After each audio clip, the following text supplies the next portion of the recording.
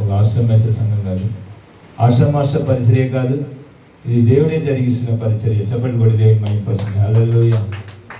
ఒక చిన్న పాలూరు గ్రామం, ఇక్కడ ఎవరికి తెలియని మర్మముని, ప్రకటన గ్రంథం 10వ అధ్యాయంలో ఉన్న మర్మాన్ని విడుదల చేయాలని అన్యులు గ్రామంలో దేవుడు దిగి వచ్చినారు. హల్లెలూయా. అన్యులు నివసిస్తున్న గ్రామంలో దేవుడే దిగి వచ్చి పరిచర్య ప్రారంభించి ఆ గ్రామస్తులు చాలా మందిని దేవుడు స్వస్థపరిచి వారికి దేవునితో మర్మాలు తెలియపరిచి వారి మధ్యలో తన ఉజ్జీవాన్ని తీసుకొస్తూ ఒక్కొక్కరిని కూడా బలమైన ఆత్మతో అభిషేకంతో నింపి వారికి అపొస్తలుల కార్యములు 2:17-18 ప్రకారం అంత్యకాల అభిషేకంని మనుషులందరి మీద తన ఆత్మని కుమరిస్తా అని చెప్పిన వాగ్దానమును, అలాగనే యవనస్తులు కుమార్తెలు ప్రవచిస్తారని చెప్పిన మాట అది నెరవేరుస్తూ సేవకురాలని అభిషేకిస్తూ దాసురాల మీద తన అభిషేకాన్ని కుమరిస్తూ ఇలాగ ప్రారంభించబడిన ఈ పరిచర్య 6 సంవత్సరం అయింది. 6 సంవత్సరంలో ఇప్పుడు దేవుడు ఈ పరిచర్ని బయటికి తీసుకెళ్తున్నాడు. హల్లెలూయా. బయటికి తీసుకెళ్లి అనేక ప్రాంతంలో ఉన్న బిడ్డల్ని అభిషేకించి అక్కడ సేవకురాలు ఏర్పరుస్తున్నాడు, అక్కడ సంఘాలు కడుతున్నాడు, అక్కడ సీయోను సంఘం ఏర్పరచబడి అక్కడ వస్తున్న వారందరినీ అభిషేకిస్తూ ఇలాగ ఉద్యమం లేపుతూనే పోతున్నాడు. హల్లెలూయా. ఇది సువార్త ఖడ్గం, ఎవరు లగ్గిన ఉద్యమం దేవుడు పేరిచ్చారు. ఇది ప్రకటన గ్రంథం 10వ అధ్యాయంలో రాయబడిన ఒక చిన్న పుస్తకం, 2వ వచనంలో ఉన్న చిన్న పుస్తకం. ఈ పరిచర్లో ఉండి ఈరోజు కూడా మనం ఈ మినిస్ట్రీ ద్వారా దేవుడు ఎంతో గొప్ప కార్యాలు జరిగిస్తూ సమీపంలో విజయవాడ పట్టణంలో పక్కన ఉయ్యూర్న గ్రామం, అది కూడా ఒక టౌనే, ఆ టౌన్లో కూడా దేవుడు తన పరిచర్ని ప్రారంభించారు. అక్కడ యవనస్తుడిని బలంగా అభిషేకించి అభిషేక్ కుమార్ అతని పేరు, ఆయన ద్వారా వారి ఇంట్లోనే సీయోను సంఘం ప్రారంభించబడి ఇప్పుడు ఆరాధన జరుగుతుంది. హల్లెలూయా. ఆయన ఎక్కడంతా వెళుతున్నారో అక్కడ ఉన్న కుటుంబంలో దర్శించబడుతుంది, అక్కడ ఉన్న దురాత్మలు పడిపోతుంది, వాళ్ళందరూ అభిషేకం పొందుకుంటున్నారు, ప్రవచిస్తున్నారట. హల్లెలూయా. చెప్పండి కూడా దేవుని మహిమపరచండి. ఇంత గొప్ప పరిచర్య ఒక సేవకుడు చేయలేదు, దేవాది దేవుడి దిగి వచ్చి జరిగిస్తున్నారు. గట్టిగా చెప్పండి కూడా దేవుని మహిమపరుస్తాం. హల్లెలూయా. దేవునికి మహిమ కలుగునుగా. ఈరోజు కూడా మనం కొద్ది సమయం ఈ వాక్యం ధ్యానం చేసుకుంటాం. మన ముందు సీయోను సంఘ పరిచర్యలో దేవుడు ఈరోజు కూడా మాట్లాడమని చెప్పిన విషయము హోషేయ గ్రంథము 10వ అధ్యాయం 12వ వచనం. త్వరగా నేను సమయం అయిపోయింది కనుక త్వరగా వెళ్తాను. పాత నిబంధనలో హోషేయ గ్రంథము 10వ అధ్యాయం 12వ వచనం. 10-12 పేజీ నెంబర్ చెప్పండి తీసుకున్నవారు. 749 చదవండి. నీతి ఫలించినట్లు మీరు విత్తనము వేయుడి, ప్రేమయను కోత మీరు కోయుడి, యెహోవాను వెతుకుటకు ఇదే సమయము గనుక ఆయన ప్రత్యక్షమై మీ మీద నీతి వర్షం కురిపించినట్లు ఇది వరకు ఎన్నడూను దున్నని పీడు భూమిని దున్నుడి. చెప్పండి కూడా దేవుని మహిమపరుస్తాం. ఒక గొప్ప వాక్యం ఇచ్చినారు. ఈరోజు ప్రార్థన చేసినప్పుడు దేవుడు 3 రోజుల ముందు ఈ వాక్యం చూపించినారు. దేవుని బిడ్డరా, బాగా గమనించండి. మీరందరూ గ్రామస్తులు, మీకు బాగా తెలిసిన విషయమే. ఇక్కడ దేవుడు చెప్తున్న కార్యము ఒక వ్యవసాయం, అంటే ఒక రైతుకు సంబంధించిన విషయం చెప్తున్నాడు. ఇక్కడ చూస్తున్న మొదటి విషయం చూస్తుంటే నీతిని ఫలించినట్లు మీరు విత్తనము వేయుడి చెప్తున్నాడు. నీతిని ఫలించినట్లు. బాగా గమనించండి దేవుని బిడ్డరా, వాక్యం చాలా శ్రద్ధగా వినండి. మన జీవితంలో మనని ఫలింప చేసేది దేవుని వాక్యమే. అభిషేకం ఎంత పొందుకున్నా కూడా వాక్యం లేకపోతే మీరు నిలబడలేరు. వాక్యం లేని వల్లనే చాలా మంది పడిపోతున్నారు. వాక్యం లేని వల్లనే క్రమం లేకుండా పోతుంది. వాక్యం లేని వల్లనే దేవుని ఆజ్ఞలు లోపడకుండా పోతున్నాం. దేవుడు చాలా శ్రద్ధగా వాక్యానికి మొదటి స్థానం ఇవ్వాలని మాట్లాడుతున్నారు. నీతి ఫలించినట్లు మీరు విత్తనము వేయుడి అని చెప్పండి. నీతి ఫలించినట్లు మీరు విత్తనము వేయుడి. ఏమి ఫలించాలంట మీకు? నీతి. సరే, ఈ నీతిన మాట బైబిల్ గ్రంథం ఏమి అర్థం చెప్తుంది చూస్తే, 1 కొరింథీయులకు రాసిన పత్రిక 1వ అధ్యాయము 30-31 వచనం తీసుకుంటాం. నీతి ఎవరు? మనకు మన దగ్గర నీతి ఉందా? మన దగ్గర మంచితనం ఉందా? 1:30-31 2 వచనాలు చూద్దాం. అయితే ఆయన మూలంగా, ఎవరు మూలంగా? యేసు క్రీస్తు మూలంగా. ఆయన మూలంగా, దేవుని మూలంగా మీరు క్రీస్తు యేసునందు ఉన్నారు. అతిశయించువాడు ప్రభునందే అతిశయించినట్లు అతిశయింపవలను అని రాయబడినది నెరవేరినట్లు దేవుని మూలముగా యేసుక్రీస్తు ఆయన మనకు జ్ఞానమును నీతియు పరిశుద్ధతయు విమోచనమాయను. చెప్పబడి దేవుడి మహిమపరచును. హల్లెలూయా. మనకు నీతి ఎవరైనారంట? యేసు. ఇప్పుడు ఎవరిని గురించి ఇక్కడ చెప్తుంది? అక్కడ నీతి అనే చోట్ల యేసు రాసుకుంటే, యేసు మీలో ఫలించినట్లు, యేసు ఫలించినట్లు మీరు విత్తనము వేయుడి అని చెప్పండి. నీతి అనే చోట్ల యేసు పెట్టండి. యేసు ఫలించినట్లు మీరు విత్తనము వేయుడి. మీ ఒక్కొక్కరిలో యేసు ఫలించాలని ఆశపడుతున్నాడు. గట్టిగా చెప్పండి కూడా దేవుడి మహిమపరచును. దేవుడి బిడ్డ, ఎవరు ఫలించాలా? మీలో నీతి ఫలించాలంటే ఎవరు? ఆయన నీతి యేసయ్య. యేసయ్య మీలో ఫలించినట్లు మీరు ఏం చేయండి? విత్తనము వేయుడి. ఈ లోకంలో మీరు ఎన్నో విత్తనాలు వేసి కోసం, ఈ లోకంలో మీ పిల్లలు, మీ కుటుంబము, భార్యాభర్తలు, వాళ్ళ కుటుంబం కష్టపడుతున్నారు, పనికి వెళ్ళిపోతున్నారు. ఇదంతా విత్తనాలే. ఈ విత్తనాలంతా ఫలించాలని ఆశపడుతున్నాం. కానీ దేవుడు ఇక్కడ ఒక విత్తనాన్ని గురించి చెప్తున్నాడు. యేసు మీలో ఫలించినట్లు, అది చెప్పండి. యేసయ్య నాలో ఫలించినట్లు నేను విత్తనము వేయాలి. చెప్పండి కూడా దేవుని మహిమపరచును. హల్లెలూయా. నాలో ఎవరు ఫలించాలి? యేసయ్య ఫలించాలి. అప్పుడే మీరు ఏమవుతారంటే అక్కడ వాక్యం చెప్తుంది, ప్రేమయను కోత మీరు కోయుడి. యేసయ్య మీలో ఫలిస్తేనే మీరు ఏమి కోతకు వస్తారంట? ప్రేమను కోత. ఇక్కడ ఫలంని గురించి దేవుడు మాట్లాడుతున్నాడు. ఎక్కడైనా కోత ఏం కోస్తాము? ఒకటి పంట. ఆ పంటలో ఏముంటుంది? ఫలితం ఉంటుంది, ఫలం ఉంటుంది. దేవుడు మనకి ఇచ్చిన మంచి రక్షణ ఈ యేసయ్య ఫలితములో మనం ఏమి కోయాలంటే రక్షణ ద్వారా ఫలము కోయాలి. చెప్పండి కూడా దేవుని మహిమపరచును. దేవుడి బిడ్డ, ఫలము కోయని, ఫలం ఇవ్వని చెట్టు పనికి రాని చెట్టు, దాన్ని నరికి వేయమని చెప్తున్నాడు దేవుడు. పనికి రాని చెట్టుని ఏం చేస్తాడు దేవుడు? నరికి వేసేస్తాడు. సమయం ఇస్తాడు, చూస్తాడు తోటమాలుని. లేకపోతే ఏం చేస్తాడు? దాన్ని నరికి వేయమని చెప్తాడు పని వారికి. అలాగనే మన జీవితంలో కూడా మన యేసయ్య కొరకు ఫలించడానికి కొరకు మనల్ని రక్షించుకున్నాడు. పాలూరు గ్రామం ఎందుకు ఏర్పరచుకున్నాడు దేవుడు? పాలూరు గ్రామంలో ఉన్న బిడ్డలు ఎందుకు రక్షించుకున్నాడు చెప్పండి? ఎవరి కొరకు రక్షించుకున్నాడు? యేసయ్య కొరకు రక్షించుకున్నాడు. మిమ్మల్ని దేవుని కొరకు ఫలించాలా, మీరు దేవుని కొరకు పరిచయం చేయాలా, దేవుని కొరకు బలంగా మీరు నిలబడాలా, దేవుని కొరకు ఆశీర్వదించబడాలా, దేవుని కొరకు మీరు బలమైన సేవలు ఉన్నత స్థాయికి వెళ్ళాలా. దాని కొరకు యేసు మహారాజు పట్టణంగా దాన్ని మారుస్తున్నాడు. హల్లెలూయా. దేవుడు నిన్ను ప్రవచనం చెప్పినారు చిన్న యవనస్తుడి ద్వారా. రాబోయే దినములో పాలూరులో ఉన్న వాళ్ళంతా, గ్రామస్తులంతా నాకు సేవ చేయబోతున్నారు అన్నారు. చెప్పండి కూడా దేవుని మహిమపరచండి. నిన్న జాను ద్వారా దేవుడు మాట్లాడినప్పుడు ప్రవచనగా, రాబోయే దినంలో జాను వాళ్ళ నాన్నని చూసి తాగుబోతులు అంతా మారు మనసు పొందబోతున్నారన్నాడు. హల్లెలూయా. అలాగనే గ్రామస్తులు అంతా నాకు సేవ చేయబోతున్నారు అంటే ఫలితము చూడబోతున్నాం. ఏమి ఫలితం? అది ప్రేమయను కోతని మనం ఏం చేయబోతున్నాము? కోయబోతున్నాం. దాని కొరకే దేవుడు సీయోను సంఘానికి చెప్తున్నాడు, మీరు ఏమి చేయండి? నీతిని ఫలించినట్లు ఈ లోకంలో మీరు నా కొరకు విత్తనాలు విత్తండి. లోక కార్యాలు విత్తకండి. లోక కార్యాలు ఏమేమి ఉంది తెలుసా మీకు? లోకంలో ఏమి ఉంది? లోకంలో శారీరక క్రియలు ఉన్నాయి. గలతీయులకు రాసిన పత్రికలో ఉంది, చాలా ఉంది. దేవుడు ఈరోజు గర్వము, అహంకారము, కోపము, ద్వేషము, అసూయ, ఇది ఎంత లోకంలో ఉన్నవి. అది దేవునితో పిల్లలకు సంబంధమే లేదు. కానీ ఈరోజు సీయోను సంఘంలో చాలా మంది అలాగ పీడించబడి ఉన్నారని చెప్పి దేవుడు ఈరోజు మాట్లాడారు. గర్వాన్ని గురించి ఎత్తి మాట్లాడి సేవకురా అని చెప్పారు నాకు. అనేకులు గర్వపడి ఈ లోకంలో దేవుడు ఇచ్చిన పిలుపుని, ఆ మంచి ఫలితముని ఫలించలేకపోతున్నారు. నీతి అని ఫలించినట్లు మీరు, నీతి ఫలించినట్లు మీరు విత్తనం వేయండి చెప్తున్నాడు దేవుడు సీయోను సంఘానికి. యేసు మీలో ఫలించాలని మీరు విత్తనం వేయండి. ప్రతిదినం మనం విత్తనాలు వేస్తున్నాం. ఉదయం తింటున్నాం, మధ్యాహ్నం తింటున్నాం, రాత్రి తింటున్నాము. దేని కొరకు మనం తింటున్నాము?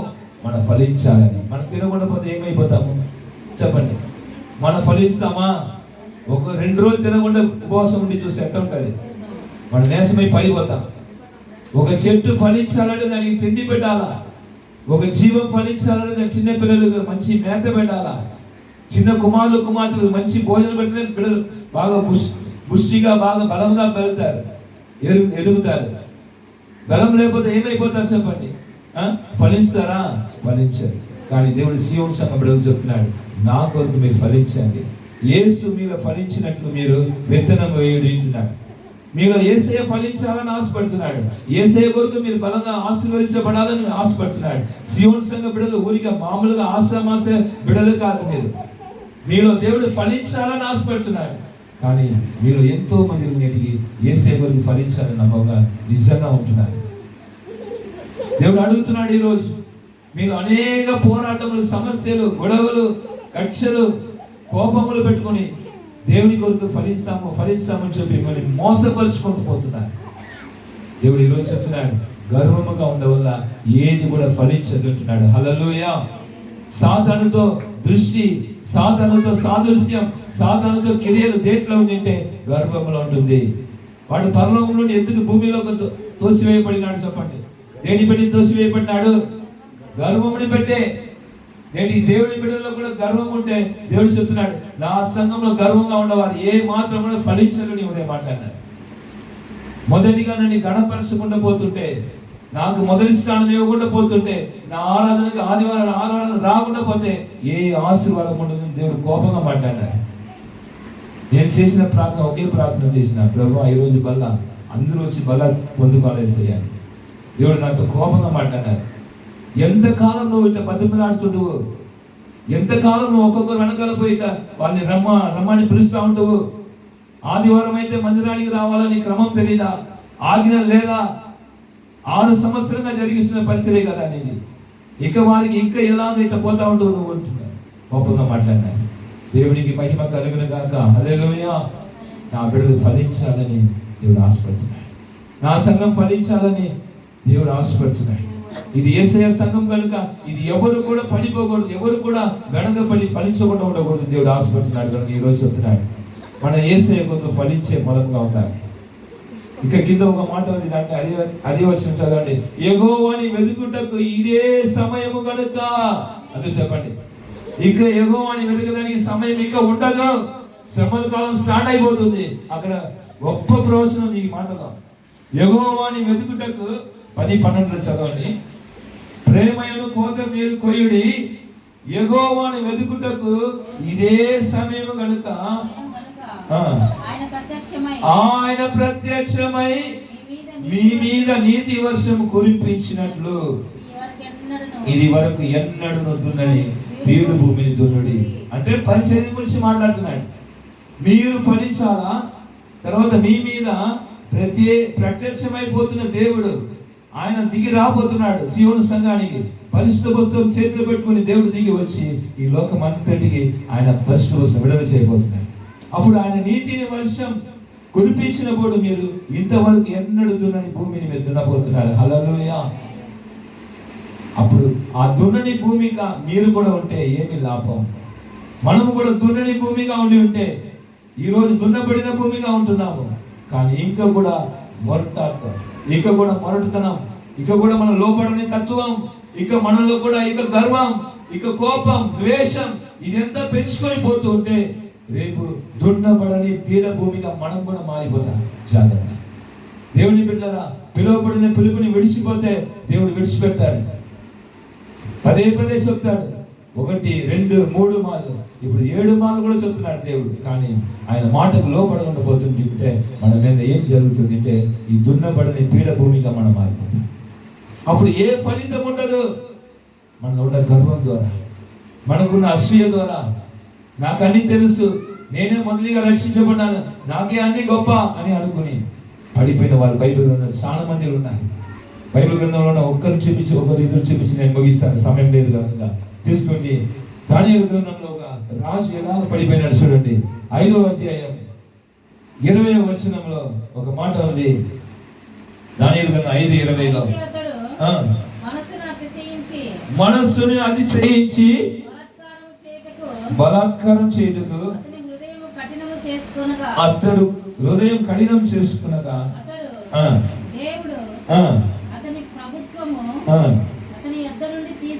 తీసివేసి అతడు ఘనతని పోగొట్టును. హల్లెలూయా. ఒక రాజుని గురించి రాయబడింది. ఆయన ఏమి చేశాడంటే ఆయన హృదయం ఎలా ఉండిందంటే, మనసు ఎలా ఉండిందంటే చూడండి, 4వ అధ్యాయం దానియేలు 4:30 చెప్తుంది. ఆయన ఏమి గర్వపడినాడంట చూడండి అక్కడ. ఆ రాజు ఏమి గర్వంతో ఉన్నాడంట. 4:30-31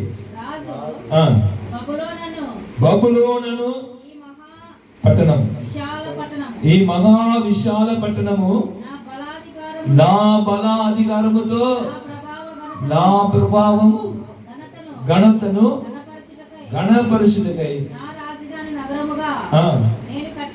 నేను కట్టించినది. గర్వంగా చెప్తున్నాడు, నేను కట్టించినది కదా. ఈ బబిలోను పట్టణం మహా విస్తారమైన గొప్ప పట్టణం నేను కట్టించింది కదా.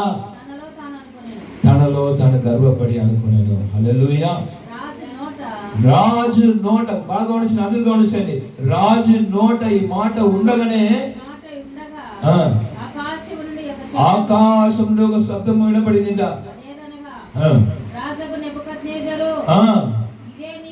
ఇదే నీకు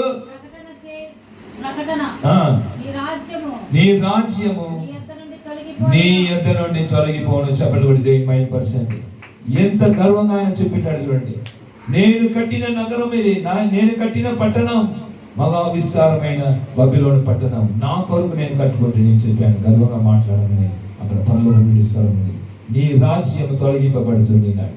వెంటనే అక్కడ ఇంకా ఏం జరిగింది చూడండి. ఆయన పరిస్థితి ఎలాగైపోయింది. మనుషులు తరిమిద్దరు,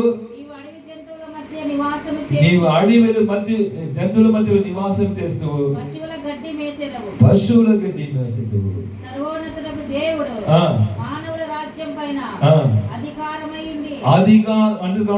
మానవుల రాజ్యంపై సర్వోన్నతుడైన దేవుడు అధికారం కలిగి ఉన్నాడంట. చెప్పండి కూడా దేవుడి 5%. ఎవరు కూడా గర్వంగా మాట్లాడడానికి అధికారం లేదు. దాని ఎవరికి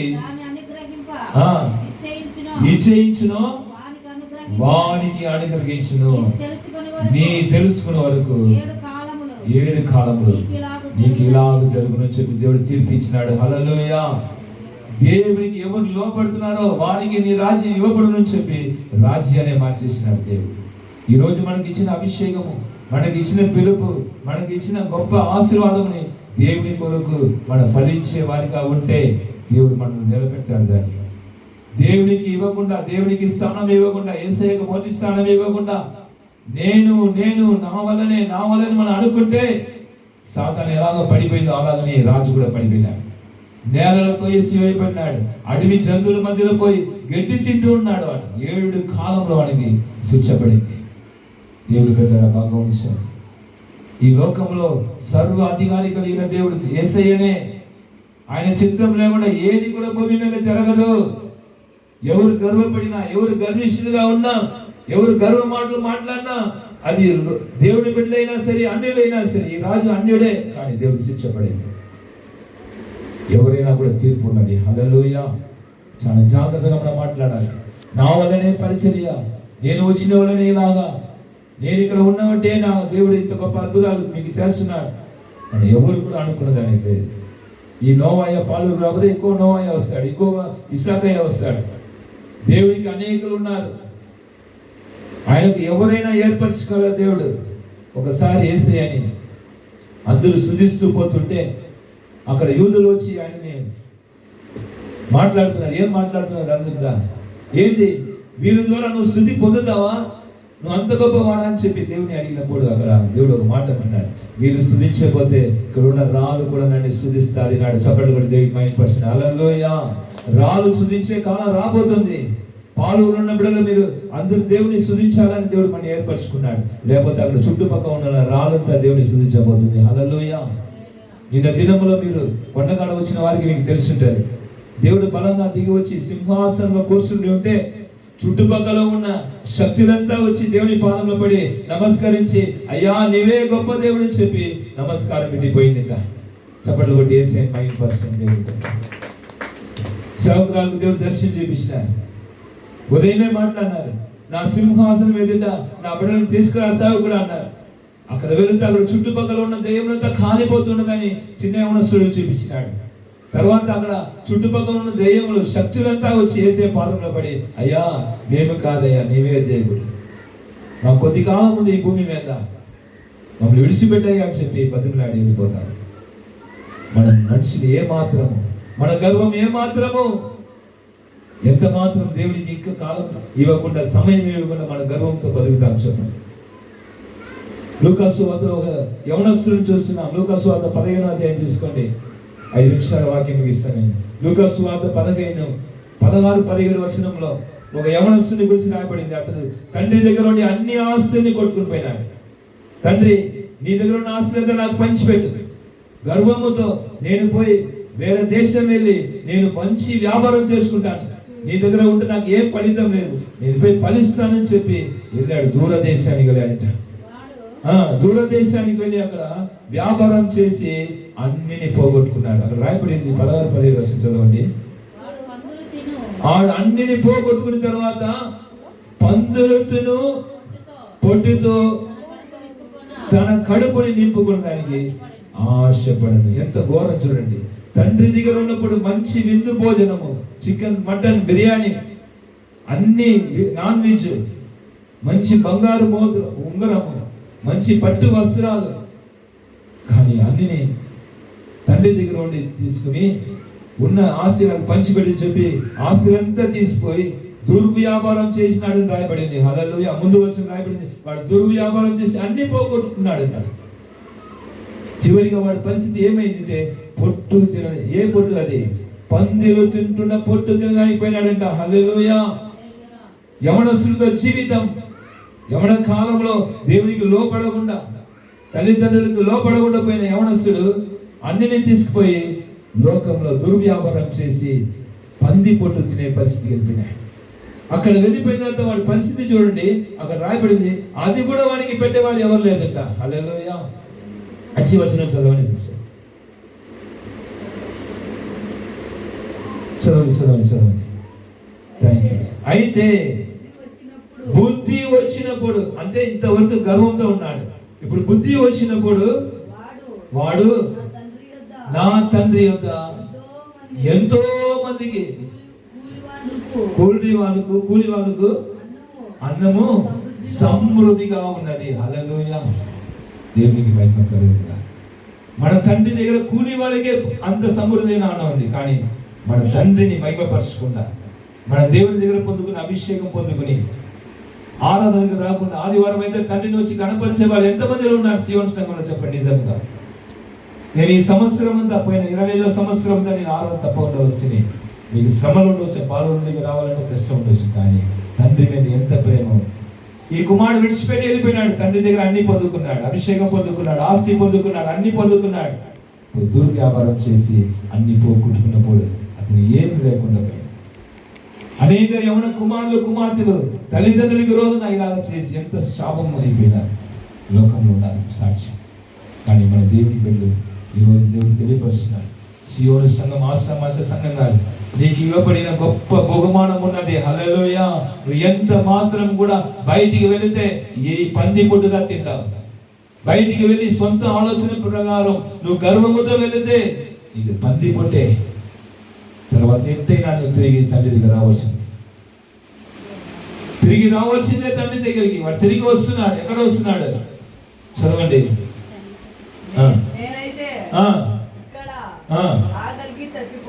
ఆఖరికి చచ్చిపోతున్నాను, నేను లేచి నా తండ్రి ఎదుగు వెళితే, తండ్రి పరలోకమునకు విరోధముగాను నీ ఎదుటను పాపము చేసి. ఎవరెవరికి విరోధంగా పాపం చేసినాడు? మొదటిగా దేవునికి విరోధంగా పాపం చేశాడు, రెండోదిగా పరలోకమున తండ్రికి విరోధంగా, రెండోదిగా తన తండ్రికి విరోధంగా. యవనస్తుల జీవితంలో జాగ్రత్తగా ఉండండి. దేవుడిచ్చిన అభిషేకం గొప్పది, దేవుడిచ్చిన పిలుపు గొప్పది. మీ తండ్రి దగ్గర ఉంటే, యేసయ్యతో ఉంటే గొప్పగా ఉన్నత స్థాయికి వెళ్తారు. పంది పొట్టు కావాలా, లోక క్రియలు కావాలా, లోక పాపము కావాలని వెళితే పందిపోటు తిని ఒక రోజు మళ్ళీ మారు మనసు పొంది వచ్చినప్పుడు మన కాలం అయిపోతుంది. పనివారు కూలి వాళ్ళు ఒకటిగా నన్ను పెట్టుకో అంటున్నాడు. తండ్రి కుమారుడుగా ఉన్నవాడిని కూలివాడిగా ఎలాగ పెట్టుకుంటాడు చెప్పండి? కానీ ఇక్కడ అడుగుతున్నాడు, నన్ను కూలివాడిగా నుంచి పెట్టుకో తండ్రి, నేను కూలి పని చేసి భోజనం కడుపు నింపుకుంటాను. కానీ అలాంటి పరిస్థితి మనకి ఎవరికి రాకూడదు. తండ్రిని గణపరచడానికి వరకు దేవుడు ఏర్పరచుకున్న పరిచర్ని దేవుడి సింహాసనం వేసి కూర్చుని జరిగిస్తున్న పరిచర్యని మనం ఎంతకంత గణపరుస్తున్నామో అంతకంత మనం దీవించబడతాం. ఎంతకంత నిర్లక్ష్యం చేస్తామో మనం ఎంత ఆశీర్వాదాన్ని కోల్పోతున్నాం. దేవుడు ఈరోజు స్పష్టంగా చెప్పాడు, నా ఆరాధనకు వస్తేనే ఆశీర్వాదం ఇక బిడ్డ సియోన్ బిడ్డలకు, నా ఆరాధనకు రాకుండా పోతే ఏ ఆశీర్వాదం ఇక బిడ్డ ఉండదు. దేవుని బిడ్డ నచ్చాలి. ఉజ్జీవం లేచింది ప్రతి పట్టణానికి. దేవుడు ఉజ్జీవం. ఉయ్యూరులో నిన్న సహోదరుడు అభిషేక్ కుమార్ని బలముగా దేవుడు అభిషేకించి ఆ ఉయ్యూరులో వెళుతుంటే ప్రతి ఇంట్లోనూ దురాత్మలు పడిపోతుందిట. దేవుడు ప్రతి ఒక్కరిలో బలంగా దిగి వచ్చి మాట్లాడుతున్నాడంట. ఏదే నాకు అర్థం కాలేదు అయ్యా అంటున్నాడు. అక్కడ ఏం జరుగుతుందో నాకు అర్థం కాలేదు. దేవుడు నాతో మాట్లాడుతూనే ఉంటున్నాడు. వాళ్ళ సమస్యలు ఇది, వీళ్ళ సమస్యలు ఇది, ఇక్కడ దురాత్మ ఉంది, ఈ యవనస్తురాలు దురాత్మ ఉంది, ప్రార్థన చేయి, అభిషేకించు. అక్కడ బలమైన ఉజ్జీవాన్ని తీసుకుని వస్తున్నాడు దేవుడు. ఈరోజు అక్కడ ఉజ్జీవ ఆరాధన జరుగుతుంది. దాదాపు ఆయన దర్శించిన కుటుంబాలు 10-15 కుటుంబాలు ఉంటాయి. వాళ్ళందరూ ఇంటికి ఆరాధన వస్తారని చెప్పినారు. చెప్పండి కూడా దేవుడికి మైండ్ పర్సన్. ఉయ్యూరులో ఉజ్జీవం లేచింది, జంక్షన్ లో ఉజ్జీవం లేచింది, ఖమ్మంలో ఉజ్జీవం లేకపోతుంది. బలముగా మనం పోయించినాము. దేవుడు లేపుతున్నాడు. సియోను సంఘంలో పాలూరులో ఉజ్జీవం లేవాలి. దేవుడు నిన్ను ఏర్పరచుకున్నాడు, నన్ను ఏర్పరచుకున్నాడు. ఇక నిర్లక్ష్యంగా ఉండే కాలం కాదు. అందుకే ఇక్కడ చదువుతున్నాం మనం మాటలో. ఏం చదివినా మనం ఈరోజు సమయము, ఇదే సమయం కనుక ఆయన ప్రత్యక్షమై నీతి వర్షం కురిపించింది. యెహోవా వెతుకుటకు ఇదే సమయము. ఇక యెహోవా వెతకడానికి మీకు సమయం ఉండదు. మన బలముగా యెహోవాని వెతికే సమయం ఇది. ఆయన కొరకు మనం నిలబడాల్సిన సమయము, ఆయన కొరకు పరిచర్య చేయవలసిన సమయము, ఆయన కొరకు నమ్మకంగా ఆరాధనకు రావాల్సిన సమయం ఇది. ఈ సమయం మనం సద్వినియోగం చేసుకోకుండా పోతే, పిలువబడిన సమయం విడిచిపెడితే ఆ పంది పొట్టు తిని మళ్ళీ మన వారు మనసు పొంది రొమ్ము కొట్టుకుని మళ్ళీ రావాలి. మనకెందుకు ఈ పోరాటం? యవనస్తులు కూడా జాగ్రత్తగా ఉండండి. దేవుడు మిమ్మల్ని పిలుస్తున్న సమయంలో మీరు వచ్చేసినారంటే మీ కుటుంబం దీవించబడతాయి, మీ భవిష్యత్తు బాగుంటుంది, మిమ్మల్ని గురించి చెప్పిన ప్రతి ప్రవచనం నెరవేర్చబడుతుంది. మనం విడిచిపెట్టిపోతే ఈ యవనస్తుల పరిస్థితి మనకు కూడా. మన దేవుడి దగ్గర రావచ్చు, లేదు చెప్పల దేవుడు, కానీ మన పరిస్థితి ఎలా ఉంటుంది? దెబ్బలు తిని నలిగి పనికి రాని వారిగా మళ్ళా తిరిగి రావాల్సింది. అట్టి పరిస్థితి మనకి ఎందుకు రాదు? ఎందుకు ఇలాగ ఇద్దరికి జరిగింది? ఒకే విషయం, వాళ్ళలో ఉన్న గర్వం, వాళ్ళలో ఉన్న అహంకారం. ఆ రాజులో ఉండేది అదే, ఈ యవనస్తులో ఉండేది అదే. నేను గొప్పతనం చేసుకున్నాను. నేను ఎవరు నేను అనుకుంటున్నామో మనలో ఉన్న గర్వం తీసివేసి బలాన్ని తీసుకున్నాను. ఎవరు కూడా నేను కాదు. పౌలు చెప్తున్నాడు, నేను కాను క్రీస్తే అంటున్నాడు. చెప్పండి కూడా దేవుడికి మైపర్సన్. హల్లెలూయా. మన జీవితంలో సియోన్ సంఘంలో ఉన్న బిడ్డలు అందరూ కూడా ఈ ప్రణాళిక కలిగి ఉండండి, ఈ మనసు కలిగి ఉండండి. క్రీస్తు యేసునందు కలిగిన మనసు మీరు కలిగి ఉండు అని పౌలు చెప్తున్నాడు ఫిలిప్పీయులకు రాసిన పత్రిక. మీ మనసు ఏ మనసు కలిగి ఉంది? నా వల్ల నేను అనుకుంటున్నారా? నేనే గొప్పని అనుకుంటున్నారా? నా వల్లనే పాలూరు పట్టణంలో పరిచయం జరుగుతుంది అనుకుంటున్నారా? ఎవరి వల్ల కూడా కాదు. దేవుడు దిగి వచ్చున్నాడు కనుక ఇంత గొప్ప ఉజ్జీవం. హల్లెలూయా. ఆయన సింహాసనం వేసి కూర్చుండి బలిపీఠంలో తన రక్తం కాచున్నాడు కనుకనే ఈ లోకమంతటికి ఉజ్జీవం, పరిశుద్ధ పుస్తకం విడుదల. ఎవరి వల్ల కూడా కాదు. మట్టి, పనికిరాని జగడ మట్టి, మనం పనికిరాని జీవితం, పెంట కుప్ప కంటే హీనమైన వారు మనం. మనకి ఇంత ధన్యత ఇస్తే దాన్ని మనం ఎంతో మోసంగా కోల్పోతున్నాం. గుర్తెరుగుతున్నారా లేదా? నిర్లక్ష్యం చేస్తున్నారు. నేటికి గర్వముతో నేటికి ఆరాధన రాకుండా పోతున్నారు. దేవుడు ఉదయం మాట్లాడినాడు, పనిని మీ పనికి వెళ్తున్నారు. ఆజ్ఞ తెలీదా? ఆరాధనకు ఆదివారం రావాలని మీకు తెలీదా? సేవకులను ఎందుకు పిలుస్తున్నావు? ఎందుకు వాళ్ళు ఫోన్ చేస్తున్నాను నేర్చున్నాడు. అందరూ రావాలని ఆశ. ఏ బిడ్డ కూడా ఆయన పిలుపు నుంచి కోల్పోకూడదు. సేవకుడు భారం. దేవునికి మహిమ కలుగును గాక. దేవుని బిడ్డరా, సమయం వచ్చేసింది. పాలులో ఉద్యమం లేకపోతుంది. మీరందరూ వెనక ఉండి ఉండేవారు కాదు, పొట్టు తిని మళ్ళీ తిరిగి వచ్చేవారు కాదు. మీరంతా దేవుని సింహాసనం నిలబడవలసిన వాళ్ళు. చప్పట్లు కూడా దేవుని మహిమపరచిన. హల్లెలూయా. మీరంతా దేవుని సింహాసనం ముందుగా నిలబడి ఆయన కొరకు సేవ చేయవలసిన వారు. అందుకే అక్కడ చెప్తున్నాడు, ఏ భూమి అది చదవండి, ముగిస్తాను. ఆ ఏ భూమిని గురించి రాబడింది మాట. పీడు భూమిని మీరు ఏం చేయబోతున్నారు? దున్నారు. ఈ భూమి ఎలాంటి భూమి అంట? ఎన్నడూ దున్నని పీడు భూమిని రాయబడింది. హల్లెలూయా. ఇంతవరకు ఎవరు పొందని అభిషేకం మనం పొంది ఉన్నాం. ఇంతవరకు ఎన్నడి చూడని అభిషేకం మనం పొంది ఉన్నాం. ఈ అభిషేకాన్ని ప్రతి ఒక్క సంఘానికి మనం ఇవ్వబోతున్నాం. అదింత ఎన్నడూ చూడని పీడు భూమిగా ఉంటుంది లోకంలో. అలాంటి పీడు భూమిలో మనం పోయి దున్నపోతున్నాము. హల్లెలూయా. వారందరూ పరిగెత్తుకుని రాబోతున్నారు. ఈ సీయోను సభలో అభిషేకం ఏమిటి? ఇంత బలమైన అభిషేకం ఎక్కడి నుంచి వచ్చింది? ఎక్కడ లేని అభిషేకం ఇలాగుంది. కుమార్ బదులు ఒక రోజు ఫోన్ చేశాడు 2 సంవత్సరాల ముందుగా. అయ్యగారు, ఇలాంటి అభిషేకం ఎక్కడ చూడాల? మీ సంఘంలో చిన్న పిల్లలకు ఇంత భాషలు మాట్లాడుతున్నారు. ఎన్ని సంవత్సరాలు నేను ప్రవచన అడుగుతున్నాను, ఎంతో సంవత్సరాలు నేను అభిషేకం అడుగుతున్నాను. భాషలు నాకు దొరకట్లేదు. గొప్ప గొప్ప సేవకుల దగ్గర వెళ్ళాను, ఎక్కడ నాకు ఇవ్వట్లా. దేవుడు ఎందుకు మీ దగ్గర మాత్రం ఇంత గొప్ప అభిషేకం ఉంది? ఒకే మాట ఆ రోజు చెప్పిన, వేసే సింహాసనం వేసి కూర్చుని పరిచయం జరిగిస్తున్నారు. హల్లెలూయా. ఆయన నామానికి మాత్రమే మహిమ కలుగుతుందా. నేటి ఎవరైనా సరే, మనం ఎవరు కూడా గొప్పవారు కాదు. వేసే సింహాసనం వేసి కూర్చున్నాడు కనుకనే మనకి ఇంత గొప్ప అభిషేకం ఇచ్చినాడు. ఇక్కడ ఉన్న మోసయ్య కానీ, నేను కానీ, ఇక్కడ సేవ చేసుకున్న కుమార్తెలు సేవకురాలు ఎవరు కూడా మన గొప్పవారు. దేవుని నామాన్ని మహిమపరచడానికి కొరకు మనం ఏర్పరచుకున్నాడు కనుక ఎన్నడూ దున్నని పీడు భూమిని మనం దున్నబోతున్నాం. దాని వరకే దేవుడు మనకి పరిస్థితి పిలుచుకున్నాడు కనుక ఆ దున్నపడిన భూమిలో మనమందరూ మంచి విత్తనముగా యేసయ్యలో మనం కూడా ఫలిస్తూ, వారితో మనం ఫలిస్తూ అనేకులుగా ఆశీర్వాదంగా ఉండాలని ఈరోజు కూడా దేవుడు మీతో మాట్లాడుతున్నాడు. మన గర్వంగా ఉండదు గొప్ప విషయం కాదు. మన గర్వమో రోజు ఎప్పుడైనా మన నుంచి దేవుడు తొలగిస్తాడు. కానీ దున్నని భూమిలో పోయి మనం దున్నకుండా ఉంటే, మనకి ఇచ్చిన పరిచర్య చేయకుండా ఉంటే, మనకి ఇచ్చిన పిలుపులో నిలవకుండా ఉంటే, రేపు లక్షల ప్రజలు వచ్చి ఆ పరిచర్య చేయబోతున్నారు. హల్లెలూయా. పాలూరు ప్రజలు నేటికి పరిచర్య చేయకుండా పోతే, రేపు లోకంలో ఉన్న వారంతా వచ్చి ఆ పరిచర్య చేసినప్పుడు మనకి ఎంత సిగ్గు ఉంటుందో చెప్పాలి. ఎంత మనం తలదించుకోవాలి. అట్టి పరిస్థితి మనకు ఎవరికి రాకూడదు. దేవుడు మాట్లాడుతున్నాడు. తగ్గించుకోండి. ఎవరైనా దీన మనసు గల వారిని దేవుడు ప్రేమిస్తున్నాడు. దీన మనసు గల వారికి కృప అనుగ్రహిస్తున్నాడంట దేవుడు. దీన మనసు కలిగి సీయోను సంఘంలో ఉంటాం, దేవునికి లోబడతాం, దేవుని కృపను పొందుకుంటాం. ఆయనతో సింహాసన పరిచయలో మనమందరూ కూడా వాడబడతాం. దేవుడి కొద్ది వాక్యం దీవించును గాక. చప్పట్లు కూడా దేవుని మహిమపరచును.